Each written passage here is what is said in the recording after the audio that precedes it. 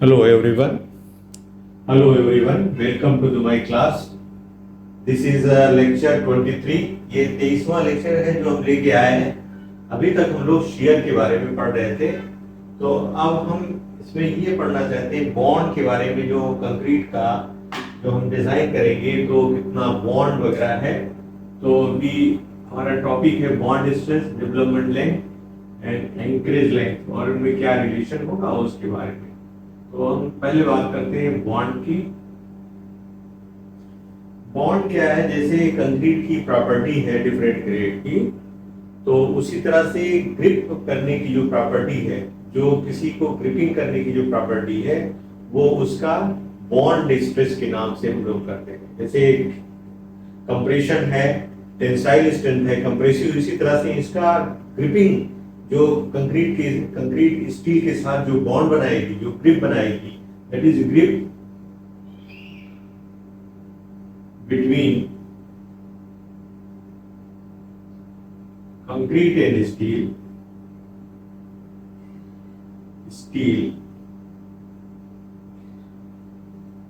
that is grip between concrete and steel to resist the pull or design stress. Grip between concrete and steel to resist the pull or design stress is termed as bond. आप bond को ऐसे समझने की कोशिश करिए, हम इसको gradually धीरे धीरे समझने की कोशिश करते हैं कि बॉन्ड क्या है। जैसे कि आप समझिए किसी दलदल में या किसी जहां पर कि आपको फ्रिक्शनल रेसिस्टेंस की बात है, ज्यादा बढ़ रहा है, तो वहां पर ग्रिपिंग, एक तरह से ग्रिपिंग होगी। जैसे मान लीजिए आप किसी पर्टिकुलर एरिया में कहीं जा रहे हैं और आपका पैर जो है यहाँ जा करके कुछ इस तरह से यहाँ फंस जाएगा दलदल में, तो क्या हुआ, ये कंटेक्ट एरिया जो है, जो भी एरिया है, उस एरिया में जो ये मटेरियल यहाँ पड़ा हुआ है उसको ग्रिप कर लेगा, तो जिससे आपको पैर को निकालने में प्रॉब्लम होगी, जिससे ग्रिपिंग हो जाती है। तो दलदल में फंस जाने पे क्या होता है, आप इसमें से निकलना भी मुश्किल हो जाता है। तो इसी तरह से कंक्रीट भी है जो कि अपना एक रेजिस्टेंस पैदा करेगी। जैसे मान लीजिए आपका कोई इसमें रीइंफोर्समेंट की चीज हमने डाल रखी है, तो यहाँ पर जो कंक्रीट है वो चारों तरफ से इसमें एक तरह का ये कंप्रेसिव इस तरह का बॉन्ड चारों तरफ डेवलप हो जाएगा इसके, जो कि यहाँ पर जो स्ट्रेस आ रहा है, पुल आ रहा है या टेंशन आ रहा है, उसका विरोध करेगी चारों तरफ से। ये कंक्रीटिंग है मान लीजिए, तो ये विरोध करेगी इस तरह से विरोध करेगी कि आपकी जो रीइंफोर्समेंट की बात है उसको कितना अंदर हम इम्बेड करें जिससे कि ये स्लिप ना करने पाए। तो वो एक लेंथ है, जिस लेंथ को ये हम अंदर इम्बेड करना या एंकर करना या उसको पकड़ करके कंक्रीट के अंदर आपको डालना ही डालना है, वो मिनिमम लेंथ, जिससे कि आप पुल लगाने पर जो अलाउबल पुल आप लगाएंगे, जो टेंशन प्रोड्यूस हो सकता है उस बार में डिजाइन लोड की वजह से, उसकी वजह से ये सरिया अपनी पोजीशन को ना चेंज करे। तो वो लेंथ है, एलडी क्या है, दैट इज डेवलपमेंट लेंथ। वो लेंथ है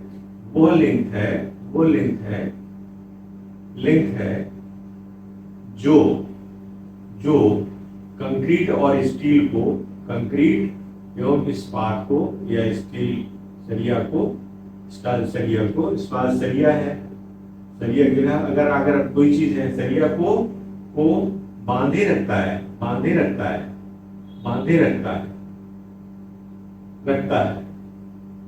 बांधे, वो लेंथ है जो कंक्रीट को और इस्पात को मतलब आपको एक तरह से बांधे रखता है, मतलब ग्रिपिंग लिए रहता है कि, तो वो मिनिमम जो लेंथ है, जो रिक्वायर्ड है, मिनिमम लेंथ रिक्वायर्ड है, जिससे कि वो उसकी ग्रिप में बना रहे, स्लीपेज ना हो, नो स्लीपेज, ऐसी कंडीशन उत्पन्न हो जाए, तो उसके लिए जो मिनिमम लेंथ है वो हमारी एलडी आपको चाहिए। तब यहाँ बात आती है कि ये जो स्ट्रेस है इसको हम जो डिनोट करते हैं उसको हम लोग करते हैं टाउ बीडी से। टाउ बीडी से, टाउ माने स्ट्रेस का डिनोशन है, बीडी माने बॉन्ड, दैट इज बॉन्ड। तो बीडी मींस बॉन्ड्स, इसलिए टाउ बीडी माने average bond stress. Average bond stress किसमें? In concrete. In concrete, concrete का एक तरह का ये बॉन्ड स्ट्रेस है। अब आप देखो कि जब हमारी सरिया इसमें लगी हुई है, जो सरिया है, ये सरिया प्लेन हो सकती है, बट बर्ड स्टील की हो सकती है, या HYST आपकी हो सकती है। तो यहाँ पर मान लीजिए प्लेन रसिया सरिया है, तो यहाँ जो पुल है वो पुल किसके बराबर होगा? पुल क्या होगा? स्ट्रेस, स्ट्रेस क्या होता है? सिग्मा एस, और सिग्मा एस स्ट्रेस हो गया। एरिया, इसका area A5, area A5 area into stress आपका पुल हो जाएगा। तो यहाँ क्या हो गया? एरिया क्या है? A sigma S into pi by 4 pi square,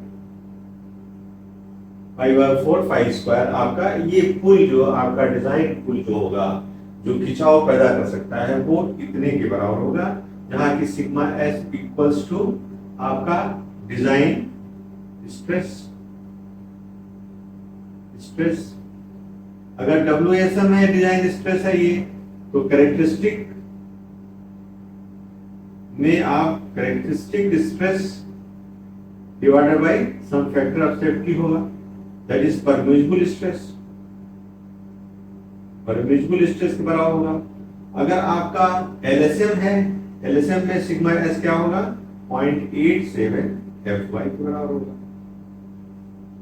तो दोनों में आपका अगर स्टील वर्किंग स्ट्रेस मेथड में है तो इसमें ये वैल्यू, और अगर आपका LSM में है तो ये वैल्यू हम यूज करेंगे। तो इस तरह से पुल जो है वो इसके बराबर है। This is one equation. अब बताओ कंक्रीट, अब आपको देखना है कंक्रीट कितना ग्रिप कर रही है। तो ये मान लीजिए आपका हाथ है, अगर किसी कंक्रीट या किसी चीज में डाल देंगे तो हाथ के चारों तरफ जो पेरिफेरी है वो इसकी पकड़ में आएगी।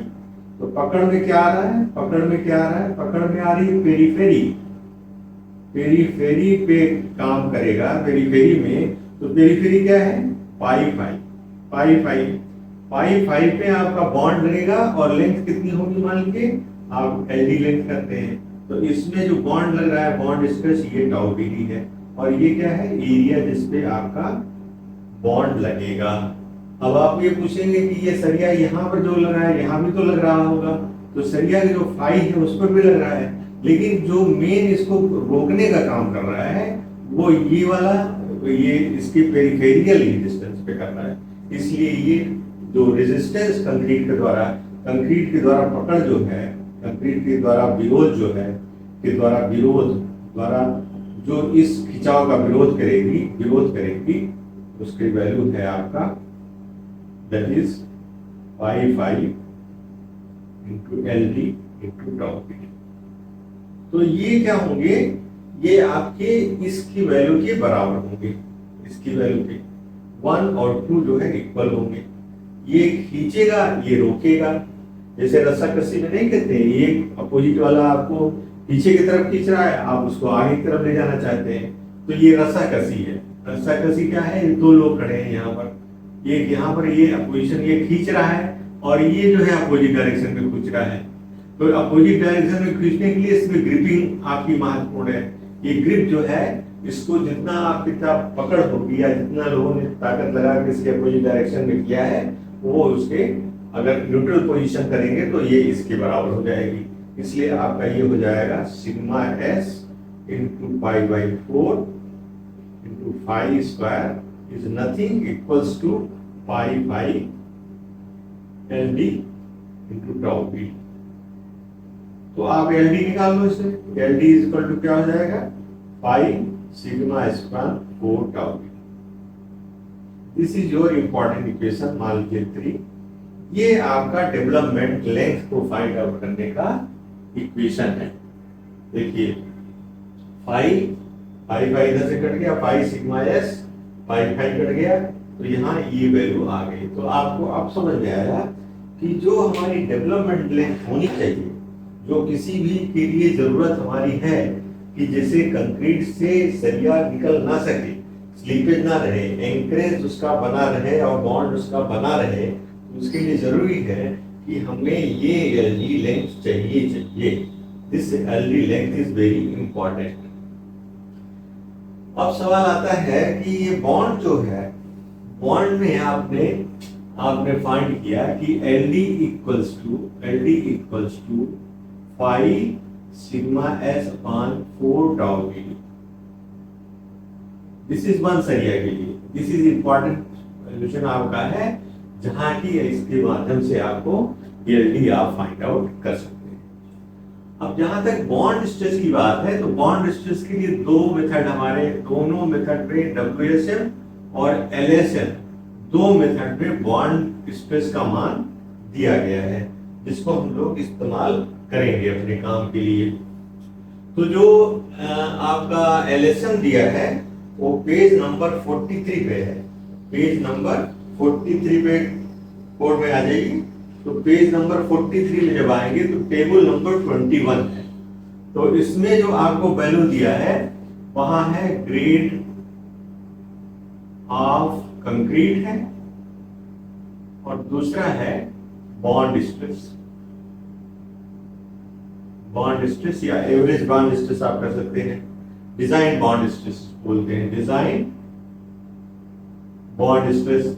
ये आपका टाउ BD है जो कि न्यूटन पर mm² में है।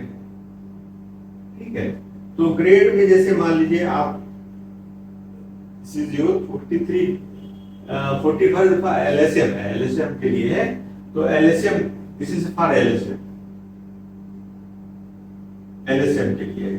तो यहाँ पर ग्रेड ऑफ कंक्रीट हम रख रहे हैं 20, 25, M20, 25, 30, 40, 40 and 35, M40 and above। यहाँ पर देखिए M20 से स्टार्ट किया है, यहाँ वैल्यू है 1.2, 1.4, 1.5, 1.7 एंड 1.9। ये वैल्यू है आपकी। इसका मतलब ये हुआ कि ये वैल्यू जो है प्लेन बार के लिए है। This is for the plain bar, this is for the state for plain bars in tension. ये है this value is plain bar in tension. इसी तरह से यहां पर 0.8, 0.9, 1.1, 1.2, 1.3, इस तरह से आप ये पेज नंबर अगर जाएंगे 81 में तो आपको WSM का मिल जाएगा। पेज नंबर हम 81 में जाते हैं तो हमें ये वैल्यू मिल जाएगी। पेज नंबर 81 में जाइए तो यहाँ से M10 से आप शुरू करेंगे, ऐसे हम लोग शुरू कर देते हैं इस तरह से। तो अगर आप सपोज करिए कि ये टाउ BD है यहाँ पर प्लेन के लिए और ये ग्रेड है, तो या आपका ग्रेड लिख दो और यहाँ पर टाउ BD, ये WSM है, ग्रेड ऑफ कंक्रीट यहाँ पर है। जैसे मान लीजिए M15, M20, 25, M30, M35, M40, M45, M50, यहाँ तक हम लोग आ रहे हैं, M50 तक है। तो यहाँ है 0.6, 0.8, 0.9, 1.9, 1, 1.1, 1.2, 1.3, 1.4, ये वैल्यू आपकी है। तो दो तरह की वैल्यूज आप देख रहे हैं बॉन्ड स्ट्रेस में, WSM में, वर्किंग स्ट्रेस मेथड में ये वैल्यू है जो कि आपको IS 45 के पेज नंबर 81 में मिलेगी, 81 में, और ये जो मिल रही है आपको पेज नंबर 43 पे। तो ये दोनों देखने की समझने की कोशिश करिए। ये हमारी जो वैल्यूज हैं वो प्लेन बार के लिए बॉन्ड स्ट्रेस को डिनोट करते हैं। अगर ये प्लेन बार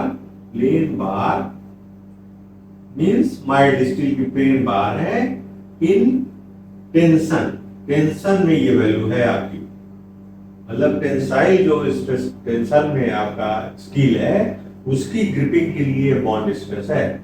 अगर आप इसको कंप्रेशन में यूज करेंगे तो इन वैल्यूज को क्या करेंगे, 25% आप बढ़ा देंगे, कंप्रेशन के लिए 25% बढ़ जाएगा। और साथ ही साथ अगर HYSD बार अगर आप यूज करते हैं IS 1786 कोड के हिसाब से, अगर HYSD ये 432 का है, माइल्ड स्टील का प्लेन बार है, IS 432 पार्ट 1 का है ये, और ये 1786 का HYSD है, तो इन वैल्यूज को आप 60% तक बढ़ा सकते हैं।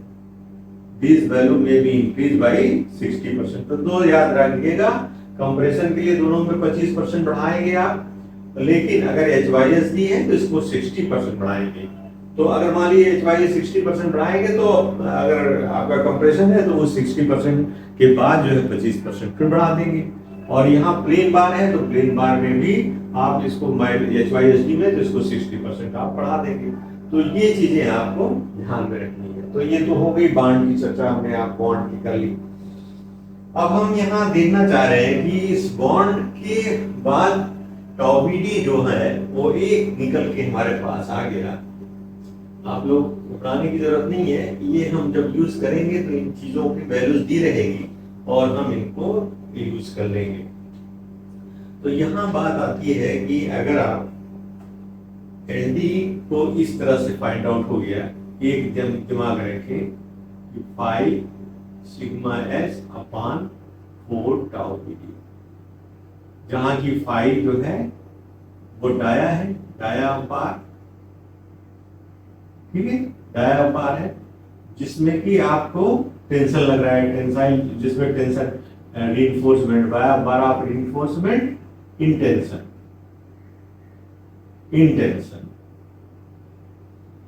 ठीक है, ये टेंशन है। और सिग्मा S क्या है, दैट इज डिजाइन, जो आपका stress in steel, in tensile steel,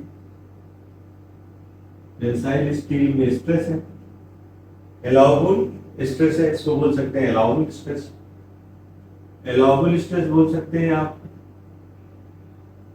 allowable stress working stress method के लिए। और LSM के लिए क्या बोलेंगे, LSM के लिए ये आपका कैरेक्टरिस्टिक लोड मल्टीप्लाई बाई 0.87 हो जाएगा। दिस इज 0.87 FY और 0.87 FY आप यूज कर सकते हैं। और क्या बचा, tau BD is bond stress, design bond stress कर सकते हैं आप, डिजाइन बॉन्ड स्ट्रेस, ठीक है। इतना चीजें क्लियर हो गई, ये हम बार बार यूज करेंगे। अब हम एक और चीज देखना चाहते हैं कि अगर ये बीम हमारे पास है, कोई बीम है, सपोज करो ये बीम आपकी है और ये सिंपली सपोर्टेड है, इसमें हमने रीइंफोर्समेंट, लॉन्गिट्यूडनल रीइंफोर्समेंट लगा रखा है और एंकर बार लगाया है, स्टिरअप इस तरह से लगे हुए हैं, और एक बार इधर मुड़ रही है या एक बार आपकी इधर मुड़ के इधर आ रही है, दिस इज वन बार। और हमारा ये जो सपोर्ट कंडीशन है वो कुछ इस तरह से है, आपका support, this is your support, this is your support, this is your support, suppose करिए ये आपका सपोर्ट है, ठीक है। या इसको और हम क्लियर करके और बड़ा फिगर बना के भी देख सकते हैं किस तरह से करेंगे। तो हम ये समझने की कोशिश करते हैं कि आपका अगर कोई बीम है तो बीम में किस तरह से ये बॉन्ड स्ट्रेस या ग्रिप हमारा काम करेगा। तो एक बड़ी सी बीम हमने ये जूम की है बड़ी इस तरह से, और इसको हमने सपोर्ट जो है इस तरह से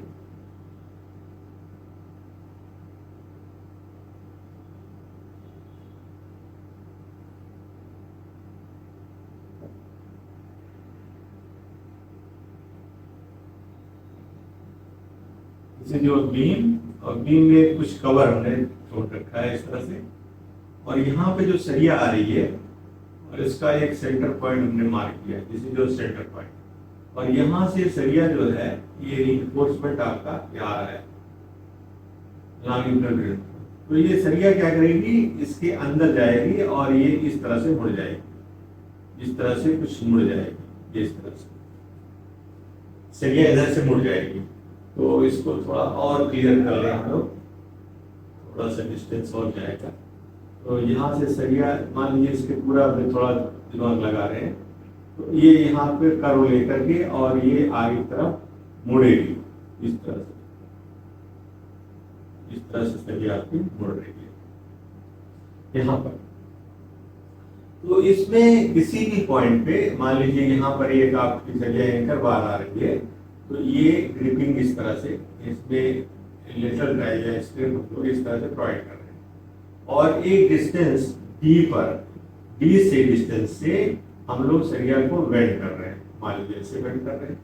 तो ये इस तरह की सरिया आपकी निकल के आए यहाँ से, और इसको भी थोड़ा वेंड करना पड़ेगा, क्या जरूरत पड़ेगी, तो ये सरिया इस शेप में आपकी आ जाएगी। तो यहाँ सेक्शन देखने के करिए, ये जो है हमारा सेंट्रल लाइन, इसकी मान लीजिए आपकी ये विड्थ 300 है, तो ये जो है आपका 150 हो जाएगा, दिस इज जो 300 से कुछ करिए। तो ये इस तरह का कॉन्फ़िगरेशन है कि जो बीम है उसमें रीइंफोर्समेंट आगे भी एक्सटेंड कर रहा है, आगे एक्सटेंड कर रहा है, इसको हमने यहाँ कट किया है।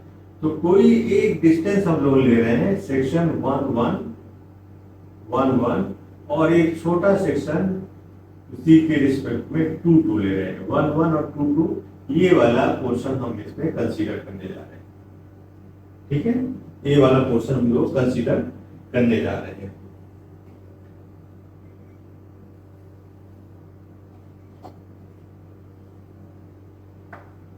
तो यहाँ आप देखोगे इसका कार्ड अगर यहाँ पर ड्रा करेंगे बड़ा बड़ा के, तो ये कुछ इस तरह से होगा, इस तरह से बढ़ा दिया, या आप थोड़ा कम करना चाहें तो इसको इनलार्ज में ये डिस्टेंस मान लो डेल्टा एक्स है, और ये इस तरह से हमारा रीइंफोर्समेंट यहाँ पर है, यहाँ पर बार लगी हुई है और यहाँ पर भी बार है, और इनमें कुछ स्टिरअप जो भी हो सकता है, थोड़ा बहुत आ सकता है, वो चीजें हैं। तो यहाँ पे जो आपका ये लॉन्गिट्यूडनल रीइंफोर्समेंट है, this is your longitudinal reinforcement यहाँ लगा हुआ है। ठीक है, और ये सरिया जो है यहाँ पर हमने कर्टेल करके या जो भी है यहाँ पर देख रहे हैं। तो यहाँ पे जो फोर्सेस लगेंगे, एक तो आपका शियर फोर्स लगेगा, मान लीजिए यहाँ पर बी लगता है, और मोमेंट एक लगेगा दैट इज एम।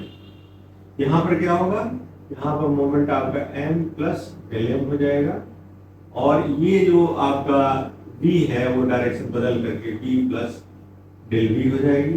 ठीक है, इतना समझ आ रहा है।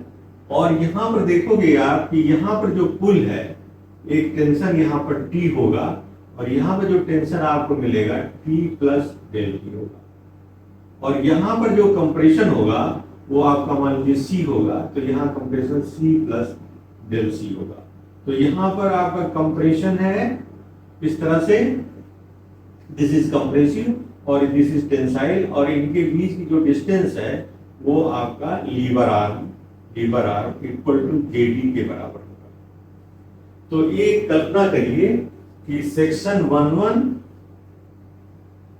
एंड 2 2 का डेल एक्स डिस्टेंस जो है डेल एक्स है, इसमें यूडीएल है, तो इस पे लोडिंग भी आएगी, आपकी लोडिंग भी कुछ पैटर्न का आएगी। तो इस तरह की जो फोर्सेज आ रहे हैं यहाँ पर आप देखो, तो इसको विजुलाइज करें लोग, तो विजुलाइज करने में क्या मिलेगा आपको, किस तरह से चीजें हमारे पास कवर करेंगी। यहाँ पर आप देखोगे तो ये जो सरिया है तो उस पे कितना बॉन्ड स्ट्रेच कितना ग्रिप है आपने कर दिया। तो अगर एक सरिया होती तो पाई फाई उसकी ग्रिपिंग होती और डेल्टा एक्स इसकी डिस्टेंस है और टाउ बी डी उस पे स्ट्रेस होता। This is your for one सरिया दैट इज पेरिफेरी और length multiply by bond stretch. अगर आपके पास सरियों की संख्या n नंबर होगी यानी नंबर ऑफ बार्स, अगर उनकी डाया सेम है तो आपका n पाई फाई डेल एक्स इन टाउ बी डी होगी। अगर डाया अलग अलग है तो उनका समेशन भी अलग अलग करके यहाँ पर आप लिख सकते हैं। यहाँ इस पॉइंट पे आ जाएगा n पाई फाई। तो ये जो फोर्स है एक तरह का ये ग्रिप है, ये ग्रिप आपको मिल रही है। ग्रिप जो मिल रही है ये इसका विरोध कर रही है जो टेंशन हो रहा है। टेंशन कितना हो रहा है? डेल्टा टी के बराबर टेंशन हो रहा है। Delta T is a tension. तो डेल्टा टी टेंशन जो होगा वो किसके बराबर होगा? Delta M by J D. ठीक है, डेल्टा टी इक्वल्स टू जो टेंशन है वो इसके बराबर होगा। This is one. यहां पर है डेल्टा टी इनका बैलेंस। तो डेल्टा टी जो यहाँ मोमेंट आ रहा है m प्लस डेल्टा एम वो डिफरेंस होकर के delta M by J T के बराबर हो जाए। क्योंकि हम क्या जानते हैं डेल्टा माने moment equals to p into lever R. तो इसके हिसाब से lever R p into lever R तो p बराबर कितना हो जाएगा? m by lever R. तो यही चीज यहाँ पर हमने delta T equal to del M by J T किया है। अब यहाँ पे देखो ये जो टी है वो किसके बराबर होगा? इस चीज के बराबर होगा जो आप ग्रिप कर रहे हो। कर्टेलमेंट हुआ है इन्फ्लेक्शन पॉइंट पर या कहीं पर भी आप कर्टेल करोगे, सरिया को काटोगे तो ये जो ग्रिप है जो इसके कंक्रीट और स्टील में जो ग्रिप है उनकी वजह से आएगा। तो ये हो जाएगा n पाई फाई, ठीक है, into del x tau B D equals to del M upon J D. या आप कह सकते हो कि इसमें टाउ बी डी निकाल लें तो टाउ बी डी बराबर क्या हो जाएगा? Del M upon del X upon del X. हम ऐसे डेल कर दिया, नहीं तो आप एम प्लस डेल एम इसी तरह किया है तो इसको भी डेल एम की तरह ही देते हैं। ठीक है, डेल एम की तरह देते हैं इस तरह del M by del x. This is your del M by del X. ये हो गया। उसके बाद फिर आपका है divided by N pi phi, ठीक है, N pi phi tau B D की जगह जी डी। देख लो आप, सही आ गया। N pi phi del x tau B d इधर कर दिया, del M by J D. ये चीजें आपका इक्वेशन नंबर 2 आ गया। अब आप याद करो कि एक इक्वेशन में हमने एलडी लेंथ जो निकाली थी उससे कितना आया था? Pi sigma S upon 4 tau B D आया था। तो इससे आप बॉन्ड स्ट्रेस निकालने को लोकल जिसको बोलते हैं लोकल बॉन्ड स्ट्रेस से क्या आएगा? That is pi sigma S upon 4 L D. This is equation number 2। तो इन दोनों को हम लोग इक्वेशन नंबर 3, इन दोनों इक्वेशंस को हम लोग बराबर कर रहे हैं। कोई ऑब्जेक्शन तो नहीं, कोई प्रॉब्लम तो नहीं, हम इसे बराबर कर सकते हैं। तो यहाँ पर जब आप बराबर करोगे तो ये हो जाएगा pi sigma S upon 4 L D equals to delta N by del X, ठीक है, और यहाँ एन पाई फाई इंटू जे डी। ये पूरा का पूरा उठा करके आप यहाँ ले आओ तो ये हो जाएगा pi square n pi square by 4 this into sigma S into J D, ठीक है, j D divided by L D equals to del M by del x. This is your del b. अब यहां देखो यह क्या है? N pi phi S का A S t हो गई, area of steel into sigma S into J D divided by L d equal to del b. अब a s sigma s j d क्या होता है, m1 के बराबर हो जाएगा। तो ये हो जाएगा इम्प्लाइज, यहाँ पर आप ऊपर लिख सकते हैं, ऊपर लिखते हैं हम लोग, ऊपर लिखते हैं, सॉरी इसको बता दिया, अभी फिर करना पड़ेगा मुझे। चलिए, तो यहाँ पर ये निकल के आएगा S into sigma S into J D divided by L D equals to del V, या आप कह सकते हैं कि एल डी इक्वल्स टू ये सब मिला क्या हो गया, m1 मान लीजिए, और ये क्या हो गया, डेल वी हो गया।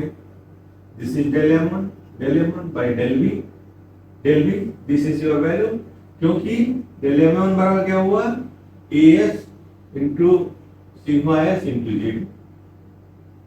JD, this is your moment force, that is steel area into stress into multiply JD, this is your moment. तो मोटे तौर पे ये कह सकते हैं कि जो डेवलपमेंट लेंथ है L D equals to m1 by simple भाषा में v।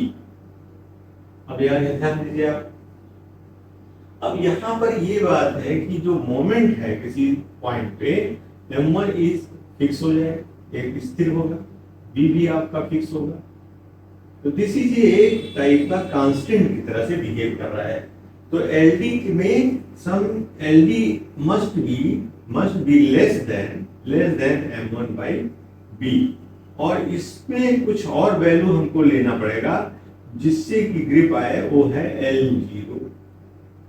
एक एडिशन कोड प्रोविजन के हिसाब से L0 एंकरेज वैल्यू और चाहिए इसकी लिमिटेशंस के लिए, तब यहाँ पर इसको इस तरह से यूज करेंगे फार्मूले को जब यूज करेंगे तो इस तरह। तो टेंशन अगर आपका है तो इसके लिए एलडी और मोमेंट शेयर में जो रिलेशन निकल के आया ये आ गया। लेकिन अगर यही कहा गया है कि अगर ये सपोर्ट कंडीशन कंप्रेसिव हो, यहाँ पर ये कंप्रेशन है और ये आपका यूडीएल है मान लीजिए, तो इसमें क्या है, इसको इस वैल्यू को m1 को 30% आप बढ़ा सकते हैं, तो 30% आप बढ़ा दीजिए, तो फाइनल जो रिलेशन होगा वो less equal to 1.3 m1 by B plus L0 हो जाएगा।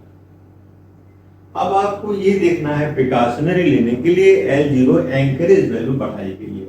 तो अब ये एंकरेज वैल्यू क्या होती है, इसका मतलब हुआ डेवलपमेंट के लिए ये कंडीशन हमको सेटिस्फाई करनी चाहिए। डिजाइन में अगर हम जाएंगे तो अगर ये आपका एंकरेज या गुड बॉन्ड है तो ये कंडीशन को सेटिस्फाई होना चाहिए। तो यहाँ पर अब हम समझने की कोशिश करेंगे कि ये जो L0 है वो क्या है, L0 क्या है, कोड का क्या प्रोविजन है L0 का, L0 से हम क्या सकते हैं। तो L0 का कंसेप्ट ऐसा है कि जैसे आपका मान लीजिए सपोर्ट है, ये सपोर्ट है सपोज करिए, और इस सपोर्ट से हम यहां पर सपोर्ट में सपोज कीजिए सपोर्ट पे ये हमारा रीइंफोर्समेंट आ रहा है और ये बीम है भाई, ठीक है, ये रीइंफोर्समेंट आ रहा है। तो यहाँ के हाफ पे अगर आप देखोगे, हाफ पॉइंट पे ये हाफ पॉइंट हो गया इसका, यहां से जो लेंथ ले जाएंगे, यहां से इस सपोर्ट के फेस से जो लेंथ ले जानी है वो हमारी होनी चाहिए कोड के प्रोविजन LD/3 से कम नहीं होनी चाहिए। दिस डिस्टेंस जो यहां से अंदर आप ले जाएंगे वो डेवलपमेंट लेंथ के 1/3 से कम नहीं चाहिए।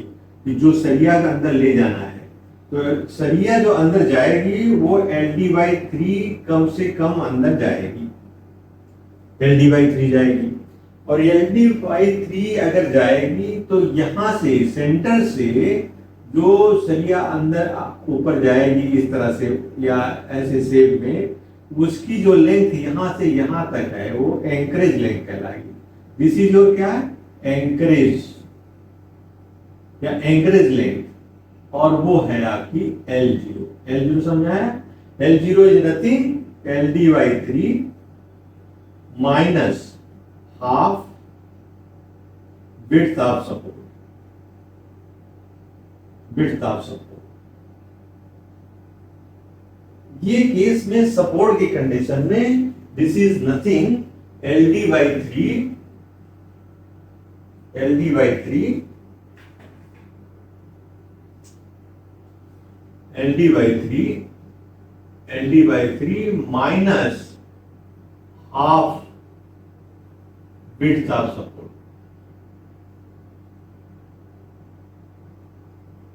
that will be covered by L0।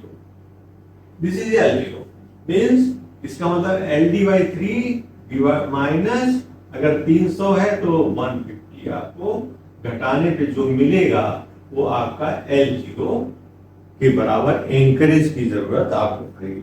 अब ये सपोर्ट की कंडीशन में था, अगर आप मान लीजिए बीच में कहीं करते हैं तो वो पॉइंट हमारा आता है, ये कह लेता है इन्फ्लेक्शन पॉइंट, जहां की मोमेंट अपना साइन चेंज करती है, या आप जहां कर्टेल करते हो सरिया को, जहां सरिया को आप कर्टेल करोगे, किसी पॉइंट पे कर्टेल करोगे तो मान लीजिए ये घटते क्रम में, जैसे यहाँ पर, यहाँ से आपने स्टार्ट किया है, ये इसका मान लीजिए मिड पॉइंट है, तो जब आगे की तरफ सरिया आप ले जा रहे हो, यहाँ ले जा रहे हो सरिया, तो आगे किसी एक यहाँ पर कहीं पर आपको मान लो यहाँ पर आपको काटने की जरूरत पड़ रही है, तो ये थ्योरेटिकल कट पॉइंट आपके मोमेंट के हिसाब से यहाँ कट जानी चाहिए सरिया, लेकिन यहाँ पर नहीं कट करेंगे, इसको आगे बढ़ाएंगे, वो डिस्टेंस होगी वो बढ़ाएंगे 12 पाई RD, which ever is greater, D क्या है इफेक्टिव डेप्थ, तो उसको थ्योरेटिकल पॉइंट पर यहाँ ना काट के क्रिटिकल पॉइंट यहाँ ले आएंगे, this is your critical point जहां की जो डिस्टेंस है 12 पाई RD के बराबर, जो ज्यादा हो। इस केस में क्या करेंगे, जहां पर मानते हैं कि मोमेंट, इस मोमेंट में अब सरिया की जरूरत नहीं है, इसको कंटेन किया जा सकता है, तो वो थ्योरेटिकल पॉइंट कहलाएगा। ये यहाँ पर मोमेंट, जैसे मान लीजिए यहाँ पर आप 4 सरिया लेके जा रहे हैं, तो यहाँ पर जो मोमेंट के हिसाब से 2 सरिया की जरूरत है, तो 2 सरिया के में से आपने 2 कर्टेल किया है, तो 2 कर्टेल यहाँ पर कर सकते थे, लेकिन यहाँ ना करके इसको आगे एक्सटेंड करके ये डिस्टेंस आपकी 12 पाई RD के बराबर होगी। इनमें से जो अधिक होगा वो आप उसको एक्सटेंड करोगे, जहां की मोमेंट रिड्यूस हो रहा है। ऐसा नहीं हो सकता कि इधर से सरिया आप ला करके और इधर कर्टेल करेंगे, तो जहां से मोमेंट अधिक है उससे कम मोमेंट की ओर, अधिक मोमेंट से कम मोमेंट की ओर कर्टेलमेंट करेंगे। तो ये प्रक्रिया हम लोग इसमें अपनाते हैं। अब आपको ध्यान देने की जरूरत है कि कोड का ये प्रोविजन है कि जितनी सरिया है उसका अगर सिंपली सपोर्टेड है तो 33% कम से कम सपोर्ट में जाना चाहिए, सपोर्ट में। ये है आपके सिंपली सपोर्टेड के लिए 1/3 रूल है। अगर कंटिन्यूअस है तो 1/4 मिनिमम जाना चाहिए।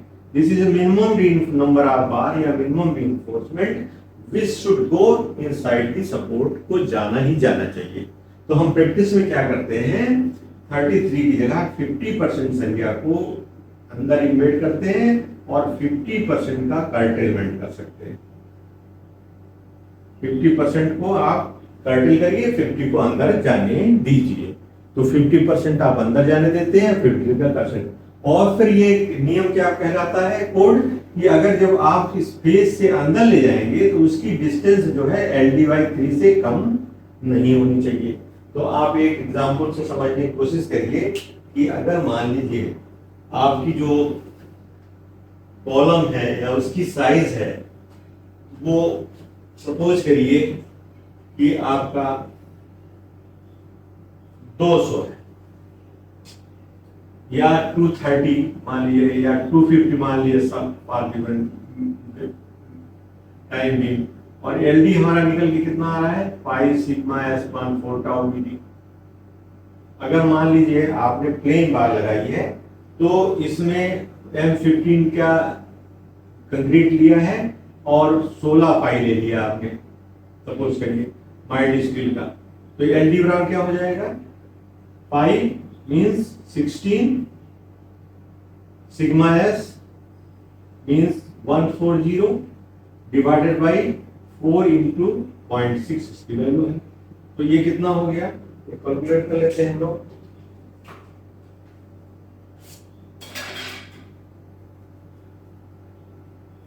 सोलह इंटू 140 डिवाइडेड बाई 2.4 933 933 मान लीजिए 933 आता है, 933 आता है, तो इसका 1/3 आप कर लीजिए,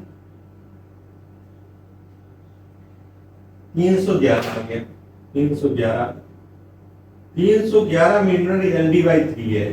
तो अब ये 250 का सपोर्ट है आपका, ये 250 का डिस्टेंस है, ये सपोर्ट आपका कितना है, सपोज करिए 250 का है ये, या 300 या 250 का है। तो 250 में अगर आप सरिया को ले जा रहे हो अंदर, तो अंदर कितना ले जाना है, ये 311 ले जाना है। अब यहाँ पर जब ले आओगे तो यहाँ एक कवर भी देना है 25 के बराबर या 25 mm। तो आप 25 mm मान लीजिए छोड़ दें, तो यहाँ पर आपको सरिया की लेंथ को मोड़ना ही पड़ेगा बिना मोड़े हुए, क्योंकि ये डिस्टेंस कितना है 250 में से आप मान लीजिए आपने 25 कम कर दिया तो 225 यहाँ हो गया। उसके बाद कितना 311 मेरे 75 और 11 86 और चाहिए, तो इसके लिए 86 इधर मोड़ना ही पड़ेगा। आप जरा ध्यान दीजिए फिगर में। तो यहाँ पर एल डी बाई 3 की वजह से जो एल डी 311 है, सरिया को बेंड ही करना पड़ेगा, इसलिए आपको सरिया को बेंड करना पड़ता है, सीधी सी बात है। अब यहाँ पर जो पॉइंट है, मेन चीज है कि इसका हाफ, जैसे आप सेंटर जहां से आप इसको जितना स्पेस मिल रहा है इसका, ये मान लीजिए जितना स्पेस मिल रहा है उसके हाफ में से आप जो वैल्यू यहां से लोगी वो इसका इंकरेज या L0 वैल्यू यहां कहलाएगी। तो L0 is nothing L D by 3 minus half width of support के केस में ये है, और उसके केस में L0 equals to 12.5 RD whichever is greater। ये आज इतना ही हम लोग पढ़ेंगे। तो यहाँ पर ये रिलेशन हम लोगों ने गेन कर लिया है। अब जब भी हम कोई डिजाइन करेंगे तो ये चेक डेवलपमेंट लेग चेक कहलाता है, इसको अप्लाई करेंगे। तो जब डेवलपमेंट चेक को हम लोग इसके अलावा अप्लाई करेंगे, तो that is called the development check. तो इस तरह से आपको हम समझते हैं, आपके समझ में आया हो। कोई प्रॉब्लम होगी तो जब हम करेंगे तो उसको जो है नजर में आएगा, उसको हम लोग सॉल्व करेंगे। तो यहीं पर हम इसको विराम देते हैं। Thank you for attending class. Thank you very much.